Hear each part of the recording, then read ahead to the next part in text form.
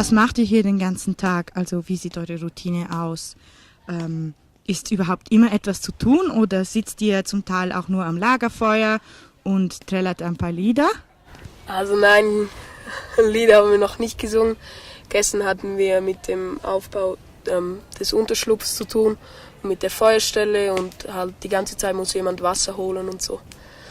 Das ist eigentlich, ja, das ist auch sehr chaotisch eigentlich. Und wir haben nie einen richtigen Plan oder so. Ja, und jetzt, ihr müsst euch ja auch manchmal erleichtern. Habt ihr denn auch eine eigene Toilette gebaut oder wie sieht das aus? Ja, die haben wir auch gebaut. Die ist irgendwo dort hinten.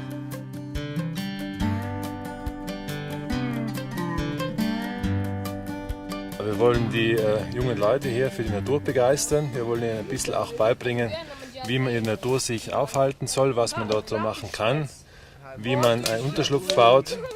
Das ist eigentlich der Hauptzweck. Was macht man in der Natur? Wie kann man dort auch Spaß haben? Aber wie kann man dort auch sinnvoll überleben? Ist vielleicht ein bisschen zu viel gesagt, aber sinnvoll leben, sagen wir mal so. Weil als wir hier hochgekommen sind, hatten wir die Erwartung, dass sie wirklich das ganze Essen selber sozusagen sammeln und jagen. Jetzt haben wir hier gesehen, es gibt Pfannen, es gibt Rindsfleisch. Das ist ja nicht wirklich Überlebensstrategie pur. Also sie haben da schon eine gewisse Sicherheit. War das geplant oder ist das einfach mit der Zeit so zustande gekommen?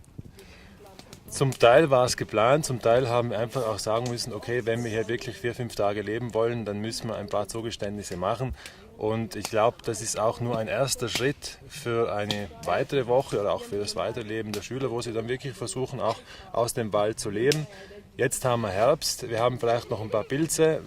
Bei den Bären schaut es schon schlechter aus. Jagen können wir nicht. Da können die Schüler später mal einen Jagdschein machen, dann können sie sich den Hirsch sozusagen selber schießen.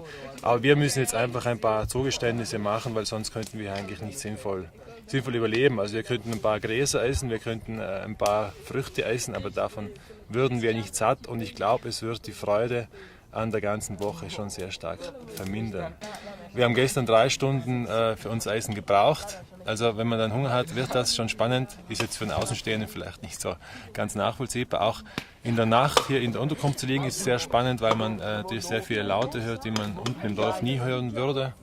Und auch, glaube ich, der Fuchs gestern hier unterwegs war und bei unserer Lagerstelle oder bei unserem Lager vorbeigelaufen ist. Also das ist das, was für uns jetzt schon spannend ist, würde ich jetzt einmal sagen. Aber so ganz große Zwischenfälle hatten wir keine.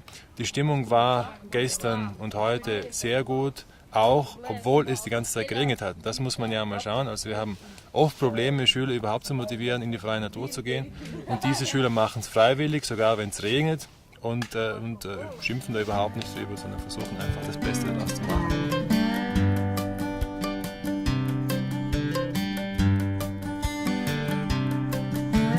Hattest du jetzt diese Zeit nie irgendwie gewisse Ängste? Nein, keine Ängste. Bist du ein Naturbursche in dem Falle? Ja. Okay. Und gefällt dir das so mit deinen Freunden, da in der frischen Natur zu sein und irgendwie kein Computer oder kein Gameboy an der Seite zu haben? Ja, das finde ich gut. Ja, Erzähl mir, warum findest du das gut? ja, weil sonst sind sie immer nur am Handy und dann können wir am Abend am Lagerfeuer sitzen. Das finde ich schön. Wurde es auch schon romantisch? Nein!